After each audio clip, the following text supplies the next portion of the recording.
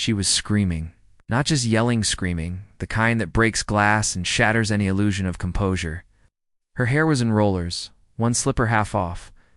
Standing in front of a fully deployed fire engine with her fists clenched like she was about to take on a battalion. Light strobed across the cul-de-sac in pulsing reds and whites, while a smoky haze from the extinguished bonfire drifted lazily toward the hydrangeas lining her perfect white picket fence. The air smelled like cedar and melted marshmallow harmless. Nostalgic, but you'd think we'd just torched a national monument from the way she was carrying on. "This is a violation of the HOA," she screeched, pointing not at me, not at the fire truck, but at the kids. The cadets.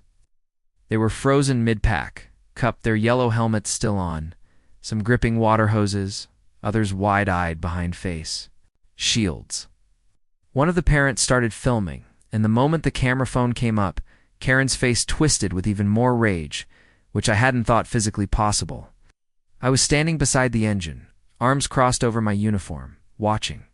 It unfolded like a bad parody of neighborhood drama. Except it wasn't parody. It was real. Real kids. Real training.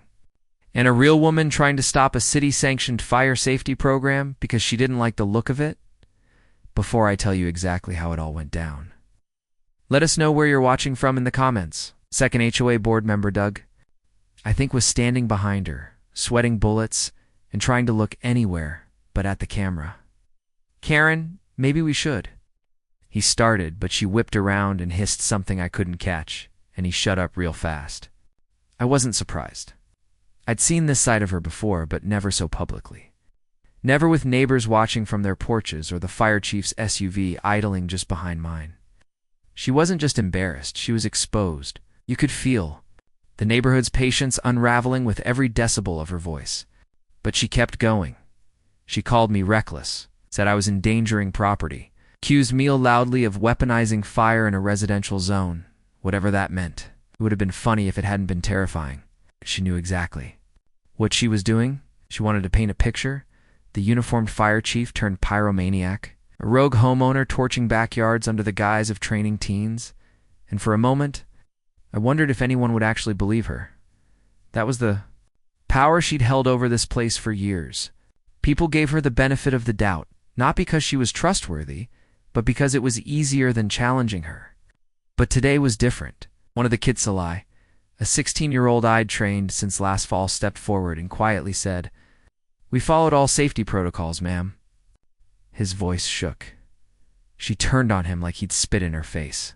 "Do not talk to me," she barked. That was it. Every adult on site moved at once. 2 firefighters stepped between her and the cadets. The police officer who'd been silently observing from his cruiser finally stepped out. I radioed dispatch and asked for a supervisor on scene. And Karen, she froze. Just for a second, and she started screaming again, the cop this time. "Why aren't you arresting him?" she yelled, pointing at me, voice cracking.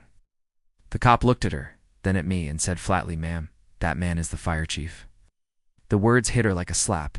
You could actually see her processing it, like she'd filed away her mental version of events so completely that reality had become a foreign language.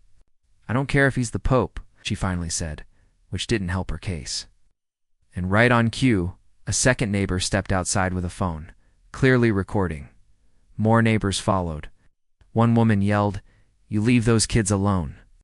Another asked, "Karen, do you want someone's house to burn down next time?" She looked around like she'd just realized she was on stage, her audience no longer loyal. And then she did what all bullies do when the spotlight turns against them. She doubled down. "This is a gated community. You can't just do what you want," she shouted. Her voice cracked ungated, which made it worse. And then she pulled out a printed copy of the HOA bylaws, physically printed on, waved them like holy scripture. The flames from our bonfire had long been out, but the blaze she was about to ignite, that would take months to put out, and I hadn't even told her yet. The HOA president approved this drill himself. It started with a for sale sign on a quiet corner lot and a sense of relief I hadn't felt in years. After nearly 2 decades of running emergency response teams, my wife and I were finally ready to downsize to settle into a neighborhood with slower days and fewer to AM calls. The house was modest. It's built in the late 90s, with a big backyard that backed into a greenbelt, and a wide enough driveway to fit my truck without blocking the sidewalk. A handful of homes on the block flew. Tiny American flags year-round. It looked peaceful, safe, like the kind of place where people knew their mail carriers by name. I knew it had an HOA, wasn't thrilled, but it didn't seem aggressive. The bylaws were emailed to me as a PDF with vague language about lawn, maintenance, and parking limitations. No red flags, no power trips, just normal suburban boundaries. I didn't know it yet. But that soft language was hiding landmines. The Bonfire area was already built when we moved in. A fire pit, well contained, constructed with heat-treated bricks and a 10-foot safety radius, whoever the previous owner was. They'd done it right. When I saw it, I didn't think backyard fun. I thought training tool. You see, in the department, we run a youth cadet program, high schoolers, learning the ropes. Training in controlled burns, CPR, hose operation. They need real-world practice. My yard was perfect for LaRisk, supervised burn simulations. Accelerants, just stacked wood and safety protocols. I cleared it with the local fire marshal and even had it inspected. He gave me the green light and added, honestly, more neighborhoods need this kind of thing. The first 2 months were smooth. We trained on Saturdays, maybe twice a month. The kids were polite, disciplined, eager to learn, and the neighbors. They waved a few, even dropped off cookies. One couple thanked us they'd lost a shed to a fire years ago and loved that teens were learning prevention. Then came the newsletter. It was an unassuming, trifold paper dropped in everyone's mailbox. At the bottom of the second page, in bold, open flames, are not permitted in backyards, regardless of supervision or purpose. Ain't no citation, no explanation, just the rule. My stomach dropped. I emailed the HOA president, Gary, a thin, soft-spoken man who always looked like he was halfway through a nap. He said it wasn't official policy, just a suggestion, but someone had slipped it in there deliberately. I asked who wrote the newsletter. He said, "Oh, that's Karen's thing." I didn't know who Karen was yet, but the tone was unmistakable. That polished, passive-aggressive authority masked as just concern. I should have known then. The first time I saw her, she was walking her dog past my house, phone angled, slightly upward like she was filming. It was subtle, clever even. She'd slow down when she reached the backyard, linger just long enough, then keep moving. The kind of surveillance that makes your skin crawl without giving you anything solid to report. I waved once. She didn't wave back, just stared. Golden Retriever sat perfectly still beside her, like it had been trained not to bark without permission. I didn't want to escalate, so I let it go. Weeks passed. We ran another drill. No issues. But the following Monday, I got an envelope. Taped to my door, no return address. No name. Inside was a printout of the newsletter page with the words "Final Warning" underlined in red marker. It wasn't signed. My wife was shaken.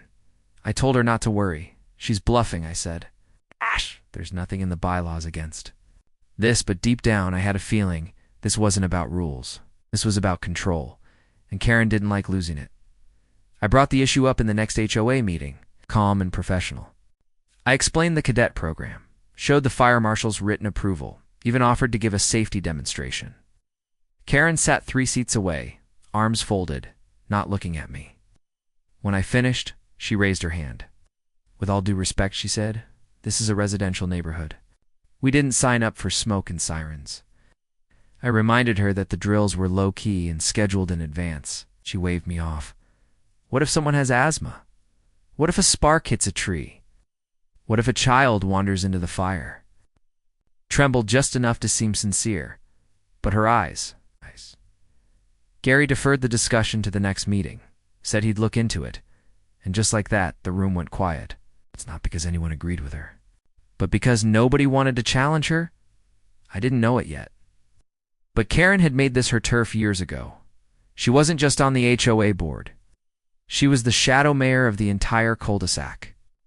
She organized the annual barbecue, decided who could string lights at Christmas, and once reportedly fined someone $50 for leaving their trash bin visible. 30 minutes past collection time, and me. I'd stepped into her kingdom and lit a fire in the center of it. The kids were still coming, still training, but I started watching the shadows more closely. Every friendly wave felt laced with hesitation. People smiled, but their eyes darted past my shoulder like they were checking for her. My wife said, "You think we made a mistake?" I didn't answer right away, because I was starting to wonder the same thing. But by then, the first formal complaint had already been filed. The envelope was the first of many, same format each time. Thick manila, no name, no return address. Slipped under our door or taped to our mailbox with surgical precision. Inside, photos, grainy black and white prints of the fire pit, the kids. Training me walking in turnout gear. One had my wife in the background watering her roses, completely unaware. Another was zoomed so tightly on a stack of wood you could count the rings on the logs. At first I thought it was paranoia. I convinced myself it was just one neighbor going overboard. But then I saw the timestamps. One was 2:37 a.m., another was dated during a weekday when no drills were scheduled. These weren't taken during events. Someone was watching us. Constantly. I started checking our bushes before opening the back gate. I installed a motion light. I reviewed ring cam footage late at night, frame by frame, looking for a shadow that didn't belong. And eventually I found one, a figure, short female, moving with eerie slowness down the side fence. At 1:11 a.m., the dog paused. She paused. The camera caught her lifting her phone. Click. That was the night I realized Karen wasn't just annoyed, she was obsessed. I brought it up again with the HOA president. I asked if there were any open complaints. He sighed and said, "Yes, but it's anonymous." I asked how many. He looked at his folder. 7. 7 complaints in 2 weeks, all unsigned. He wouldn't say who wrote them, but the language was familiar. Unsafe burn radius, potential gas leak, aggressive youth presence. Aggressive youth? These were teenagers in regulation gear holding extinguishers, supervised by certified adults. I started making copies. I told my wife to record anything suspicious. We're not crazy, I kept reminding her. But she already knew. One morning, she found our recycling bin overturned and soaked with hose water. Inside was a soggy newspaper with the headline, "Local Blaze Damages Home." Circled in red, she threw it out before I could see it. "It's intimidation," she whispered. "We need to document everything." But even with the signs piling up, I still hoped it would blow over, because at that point nobody had confronted us directly. Karen never spoke to me, never knocked on the door, never sent a single signed letter. It was all shadows and whispers. But the tension.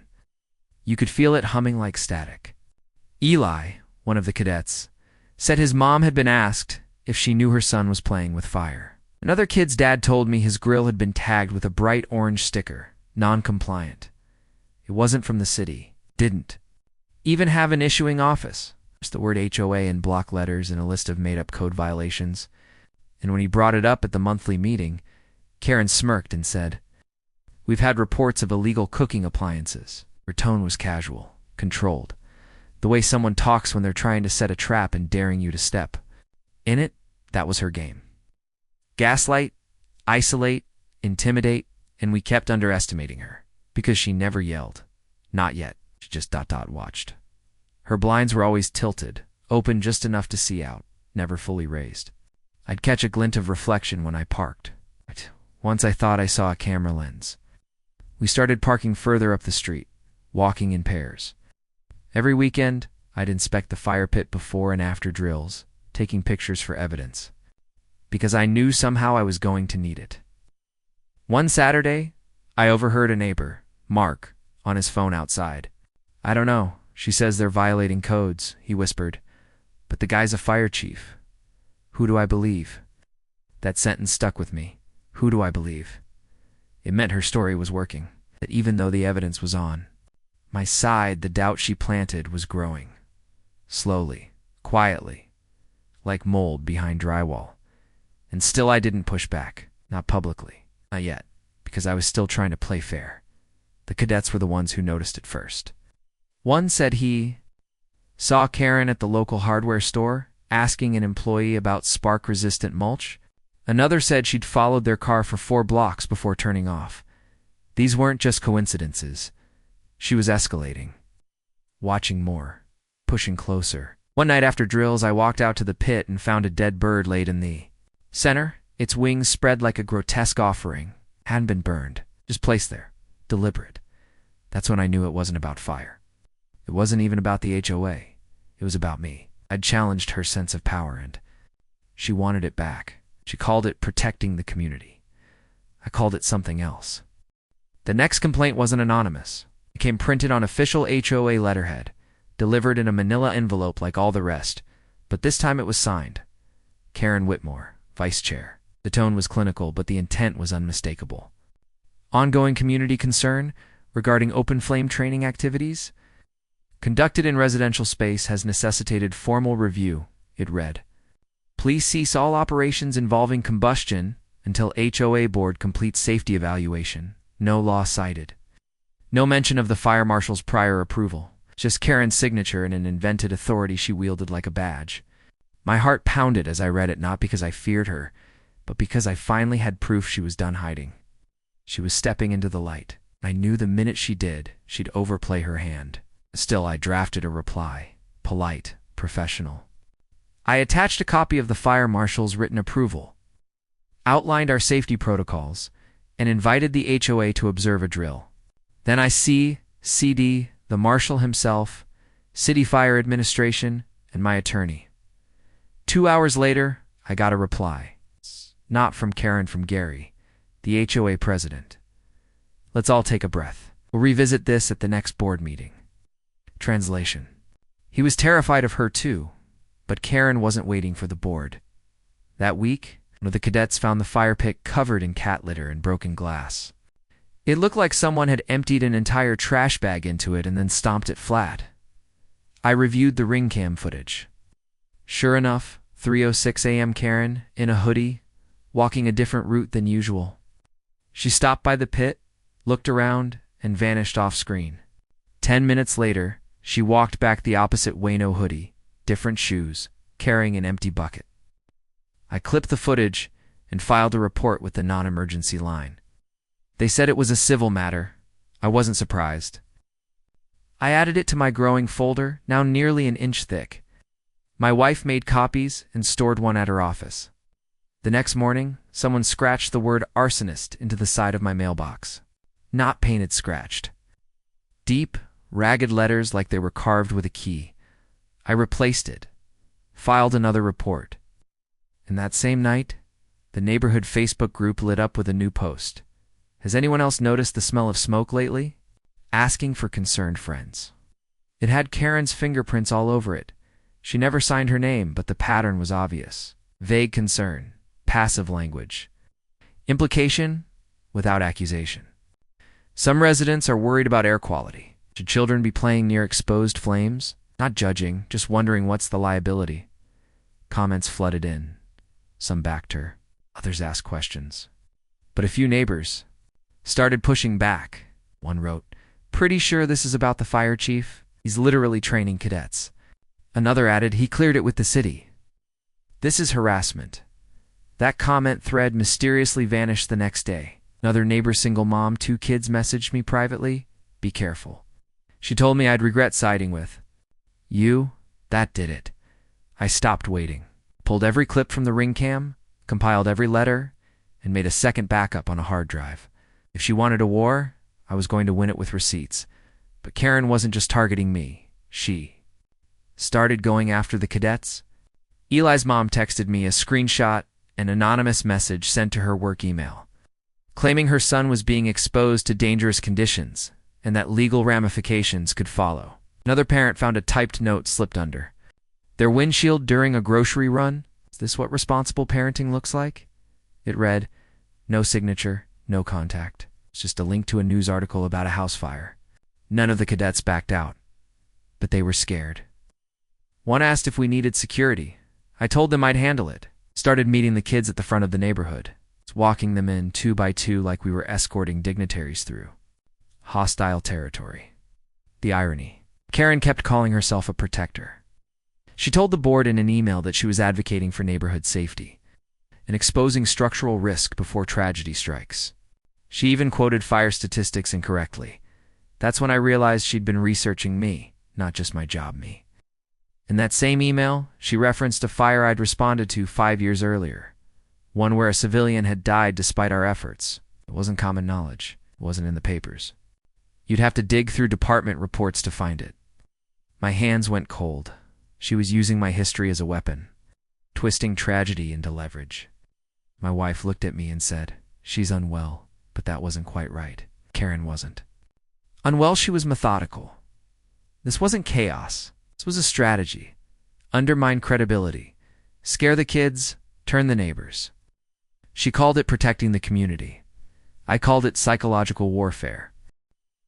It came disguised as bureaucracy. A glossy envelope with the HOA logo stamped in silver, foiled thicker than usual, formal. Inside was a folded letter titled Emergency Ordinance Review. The language was cold, transactional, but the intent was obvious. The HOA board will convene to consider a proposed ban on all outdoor flame activities within HOA boundaries, including but not limited to bonfires, fire pits, gas grills, and propane heaters, effective immediately pending vote. I read it twice, then a third time. Gas grills. Propane heaters. She wasn't just targeting my fire pit anymore. She was targeting the entire block. Every backyard barbecue. Every 4th of July sparkler. Every citronella torch guarding against mosquitoes. It was breathtaking in scope and stunningly absurd. But the most galling part? She listed my training sessions as the catalyst for community concern. And just like that, I was the reason steaks would go ungrilled. The reason porch warmers would go cold. The reason everyone's summer would get a little darker, and some people believed it. That's how fear works. It doesn't have to be rational. It just has to be loud enough. The HOA scheduled the vote for a Thursday evening unusual timing, barely a week's notice. Buried in the footnotes was the clause. In the event of board majority, this ordinance takes effect immediately without resident approval. I knew what that meant. Karen had the votes, or thought she did. But she'd underestimated one thing: how far ordinary people would go once their comforts were threatened. That week, I knocked on doors, not to campaign, just to ask questions. Did you hear about the fire pit ban? Did you know they're trying to outlaw grills? I kept it simple. I showed them the letter. I explained that the cadet program was officially sanctioned, professionally supervised, and fully insured. Some had questions. Others nodded slowly, clearly uneasy. But every single one of them said the same thing. They can't actually do this, right? And then the board meeting started, held in the community clubhouse. It was packed. I'd never seen so many folding chairs in one room. Karen stood at the front, dressed like a senator blazer, clipboard, reading glasses she didn't need. Gary sat beside her, eyes fixed on the table. The first 30 minutes were procedural, budget line items, tree trimming costs. Someone mentioned pool gate repairs. Then Karen stood. "We now move to the emergency ordinance regarding flame activity," she said, like it was a formality. She handed out laminated bullet points. She had visuals. Photos of burned grass. A map of nearby fire hazards. Quotes from insurance agents. Not real ones. Google snippets with no citations. She paused dramatically before delivering the line, "We are one spark away from disaster." She looked right at me when she said it.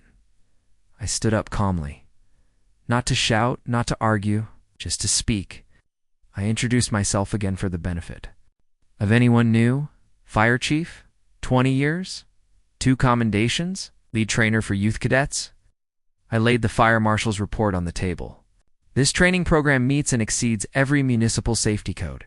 It's supervised. It's legal. And more importantly, it saves lives, Karen interrupted. This isn't about legality.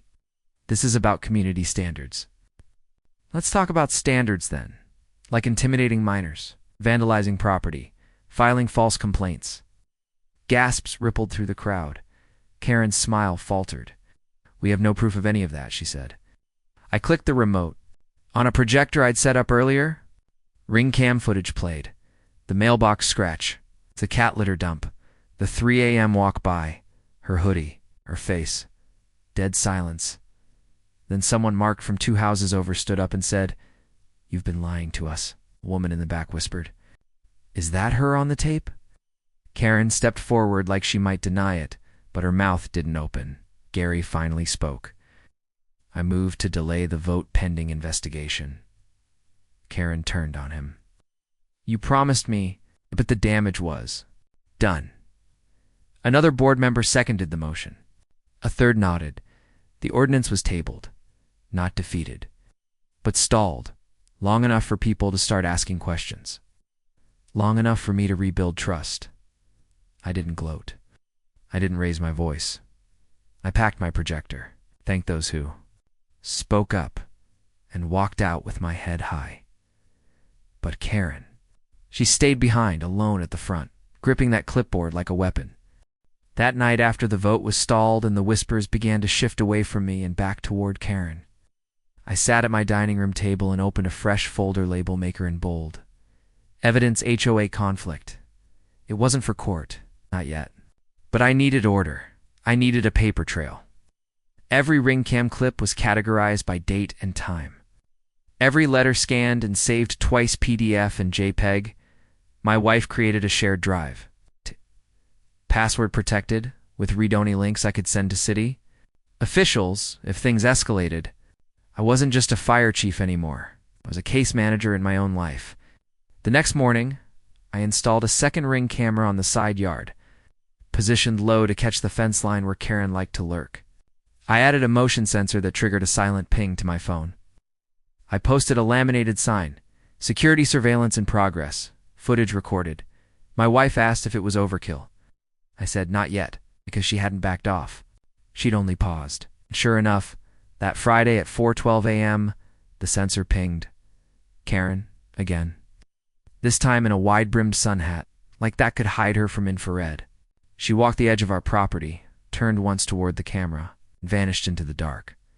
So I started keeping a logbook. Each entry, date, time, incident, camera location, like a firefighter's run sheet. If anyone ever questioned my story, again, I wouldn't be speaking from memory, I'd be speaking from records. I also filed a Freedom of Information request with the city, pulling all complaints submitted about my address in the last 6 months. 37 calls. Or emails, many with copy-paste phrases. Combustion hazard, unmonitored youth, noise disruption from drills. One even claimed I had stored accelerants in an open shed. That one made me laugh until I realized someone had come into my backyard to take that photo. Because the only time I left the shed open was during a drill. The image had been taken from eye level inside the yard. That was the moment I called the police. Not the non-emergency line, the actual station. I asked to speak to someone in community enforcement. A sergeant I'd trained with called me back. "You finally tired of playing nice?" he asked. Said I'm done waiting for her to burn herself out. And then I filed a restraining order request. It was narrow just for me and my property. I didn't name her directly in the request, but attached the video stills, the scratches, the garbage in the pit. The police said they'd document the concern. No order was issued, but it created a record, an official one. Karen must have sensed the shift, because suddenly her tactics changed. No more late-night stalking. Instead, she started asking other neighbors to check in on my property when I wasn't home. One woman, Linda, 2 doors down, knocked one afternoon and said, "Karen wanted me to tell you there's been smoke coming from your fence line." I thanked her, closed the door, and checked the camera. Ow. No smoke, no heat. Just Karen, 40 minutes earlier, staring at my fence from her porch, then walking toward Linda's house. That's when it clicked. She wasn't just building a case against me. She was outsourcing her paranoia, delegating it, hoping that if she could get enough people to question me, the truth wouldn't matter. But some neighbors were starting to see through it. Doug, quieter board member, stopped me during his evening jog. "Look," he said, glancing around. "She's got Gary on a leash, but not all of us are with her." I asked if she was pressuring the board. He nodded. Calls, emails, charts. She sends PowerPoints at 2 a.m. I almost laughed. "She's going to call a special session," he added. "She thinks she can push the ban through if Gary's out of town." I thanked him. I added special meeting rumor. Doug confirmed to the logbook. 2 days later, I got an official notice of unscheduled inspection from the HOA.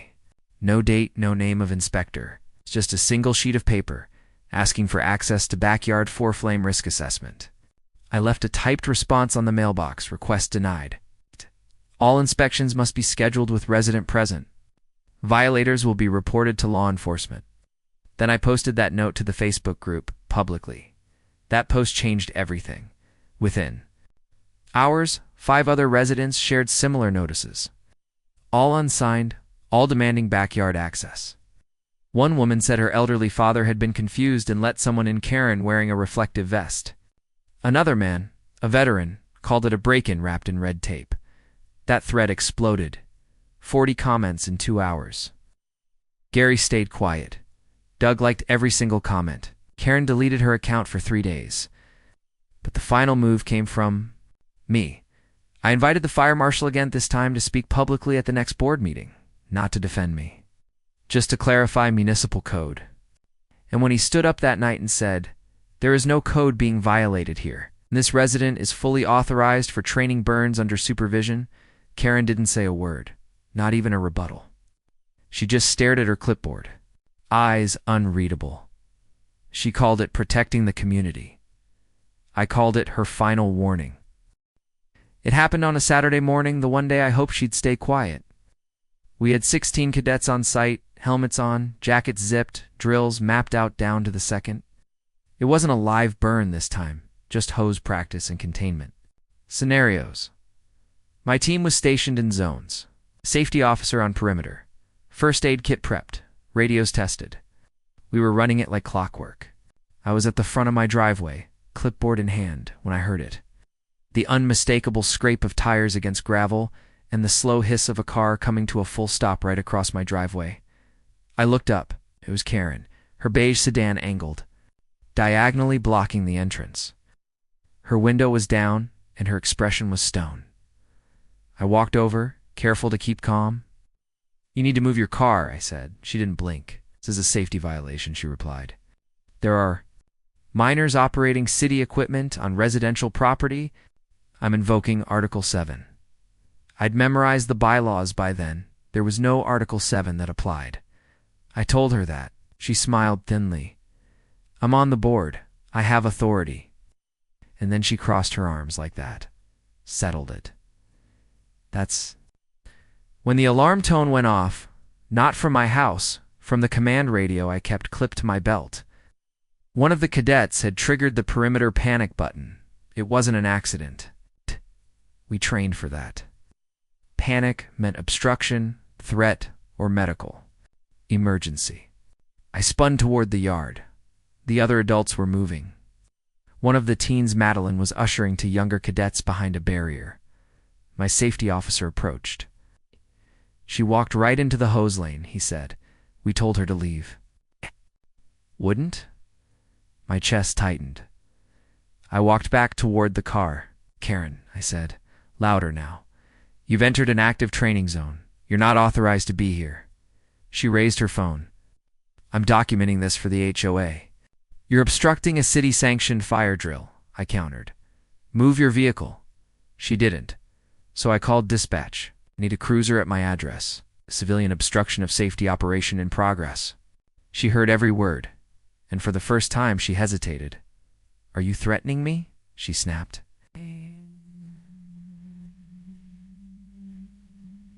"I'm doing my duty as a board member." "No," I said. "You're trespassing and interfering with a safety exercise involving minors. That's not duty. That's liability."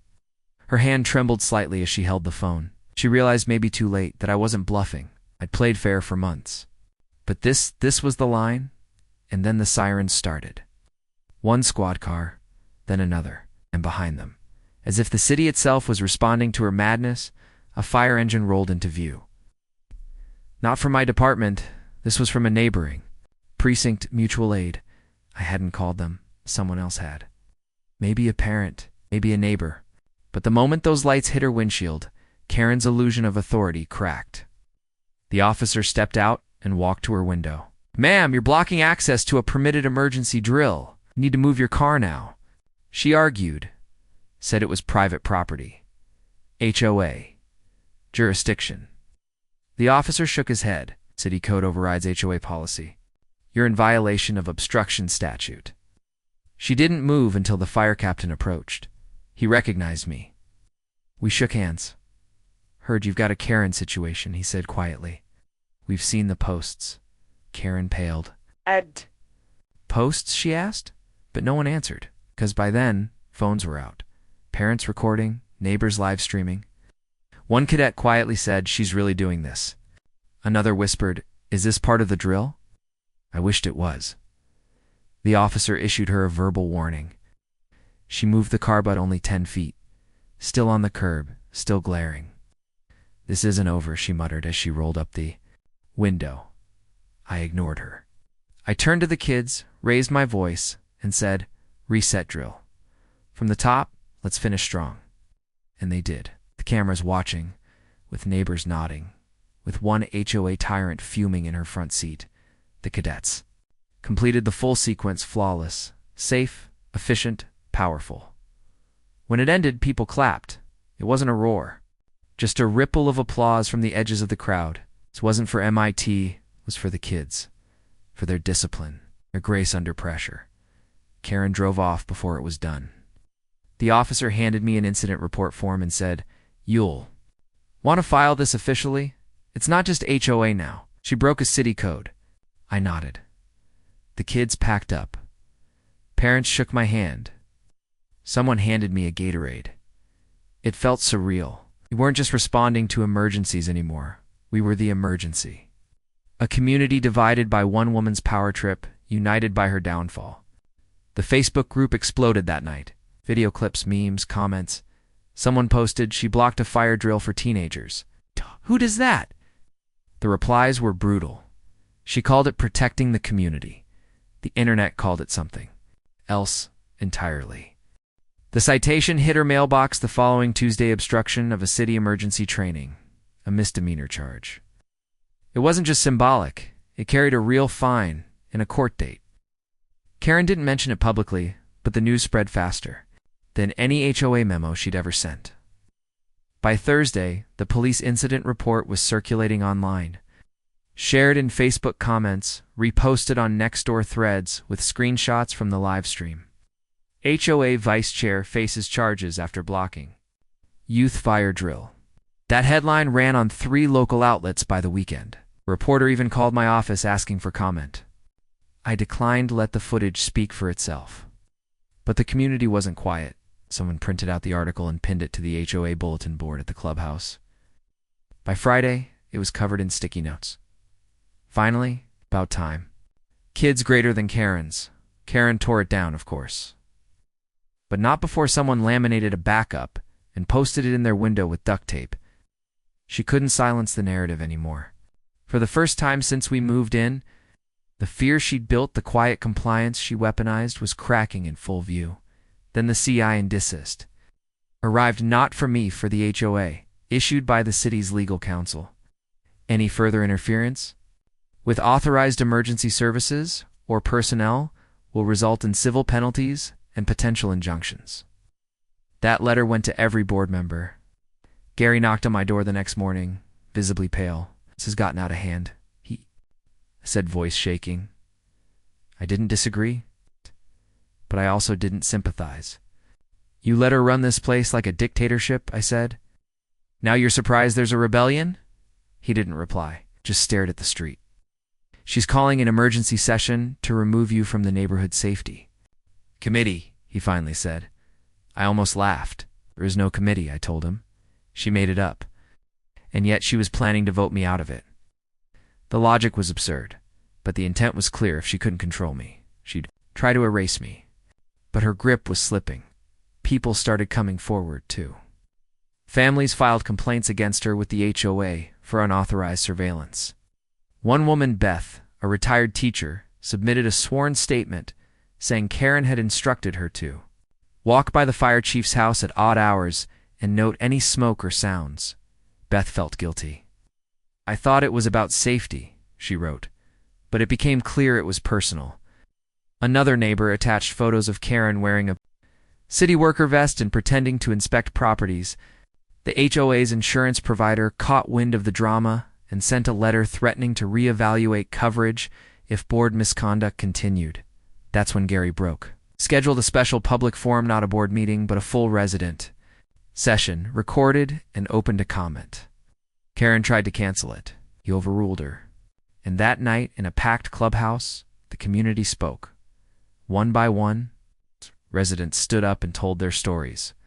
The mother whose child was followed to school, the veteran whose grill was tagged with bogus violations, the elderly man who let her into his backyard because she claimed she was checking for gas leaks. People cried, people shouted, but mostly people unloaded. Years of tension, intimidation, and whispered threats. A collective reckoning. Karen tried to defend herself. She stood and began a monologue about preventative safety culture. But someone shouted, "Sit down, Karen!" And she did. For the first time, visibly shaken. A resident called for a vote of no confidence. Another called for her resignation. Gary didn't stop them, simply nodded and said, "We'll tally results and proceed according to bylaws." That line, "according to bylaws," got the loudest applause of the night. She had built her power on the idea that no one knew the rules but her.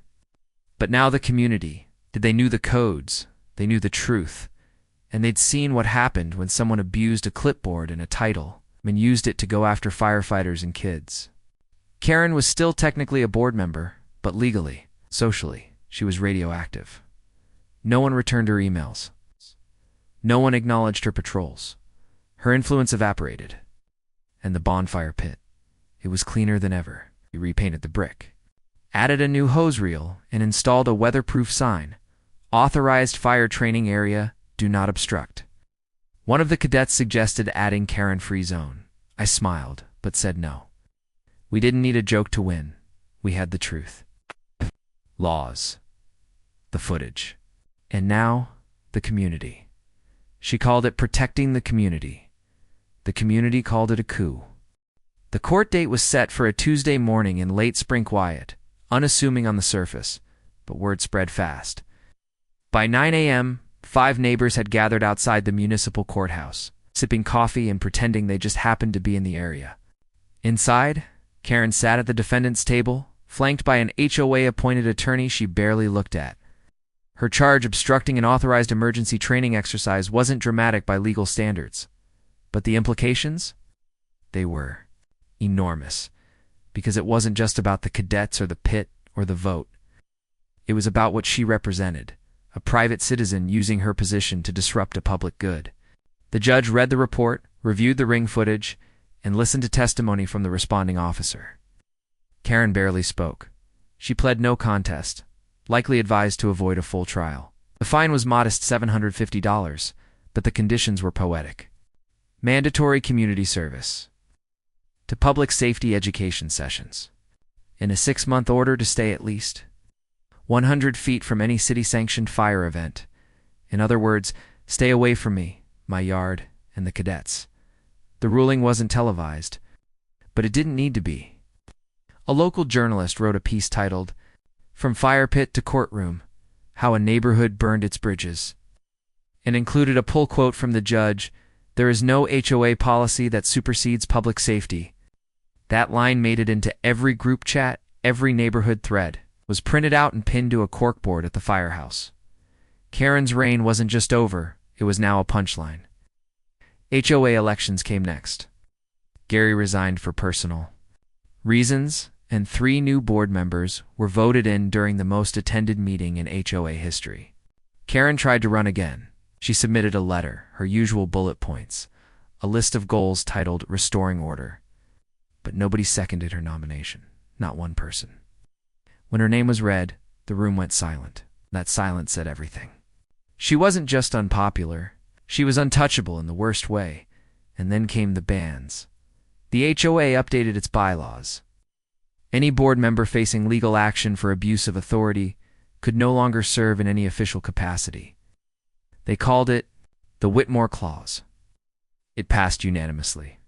Her name was scrubbed from minutes, removed from contact sheets, and quietly replaced on the neighborhood website. Someone posted side-by-sides, Karen's HOA newsletter, March versus new HOA safety bulletin, July. The difference was stunning. Gone were the red exclamation marks, the veiled threats, the uppercase scare tactics. In their place, information, resources, respect. The cadets were featured in a full-page article celebrating community service.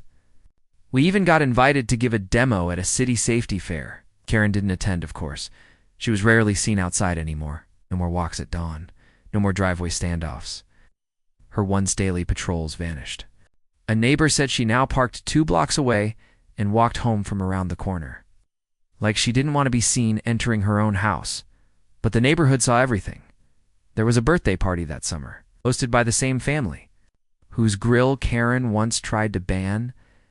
Dozens of neighbors came. The fire pit was lit. Hot dogs roasted. The cadets gave a demonstration. Someone played music. No one called the cops. And across the street, behind shuttered blinds, Karen's living room remained dark. She didn't come out, didn't wave. And when her trash bin stayed at the curb 2 days past pickup, no one said a word. Not because they forgot, but because the rules had changed. Not the bylaws, the real rules. The ones that governed fear, decency, respect. She'd lost her power because she'd used it to punish instead of protect. And once people saw that, clearly, there was no going back. Some called it karma. I called it accountability. The fire pit still stands. Same bricks, same clearance, same red-painted rim. But now it carries a different weight, less a battleground, more a landmark. A symbol of what happens when a community wakes up and draws a line in the ash. 6 months. After Karen vanished from public view, the city council invited me to speak at a town hall. Community resilience in the face of abuse, they called it. I wore my uniform, spoke for 10 minutes, talked about youth programs, trust the balance. Between safety and fear, I didn't name Karen.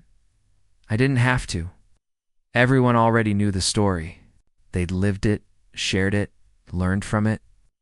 Afterward, a woman came up to me holding a notepad. My HOA is starting to look a lot like yours did, she said. What would you do differently? I thought about that.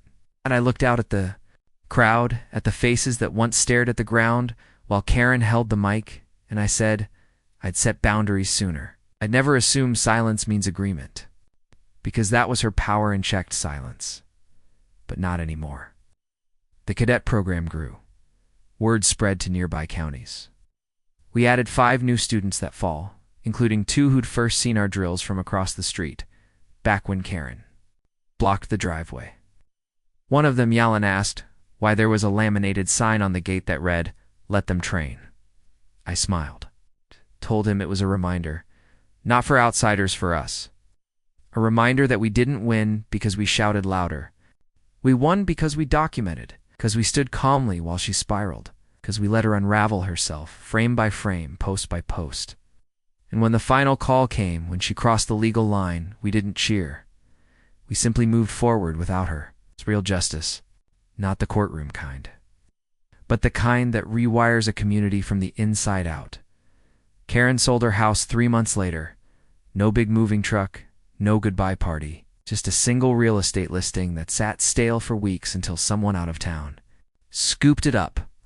The new owners were a nice young couple, 2 dogs, big smiles. When I met them, they asked if the neighborhood had any weird HOA stuff. I told them no. Not anymore, I added, with a smirk. And it was true. With Karen gone, the board functioned like it should, quietly, collaboratively, transparently. They revised policies, built in community review periods, opened monthly. Meetings to rotating resident chairs. Democracy, not dictatorship. The grills came back. The sparklers lit the sky again. One of the new board members even hosted a Notacran cookout. I didn't attend, it felt appointed, but I sent the cadets. They came back with smiles and a thank you. Die. The flame she tried to smother had done the opposite. They'd spread in the best way, sparked vigilance, unity, respect. We stopped fearing bylaws. We started reading them, stopped whispering complaints. We started speaking truths. And now, When I walk that same driveway where she once parked sideways and screamed at teenagers, I feel none of that old tension. Just purpose. Quiet pride. The smell of cedar and charcoal and something healing in the air. Gah! If I'd known what it would take to get here, I might have thought twice about lighting that first training fire. But if I hadn't, Karen would still be patrolling this place with a clipboard and a vengeance. She called it protecting the community. But in the end, I did. If you enjoyed this story, hit like and subscribe so you never miss another HOA meltdown. And if you've ever had to stand your ground against a clipboard tyrant, drop your story in the comments. We read every one.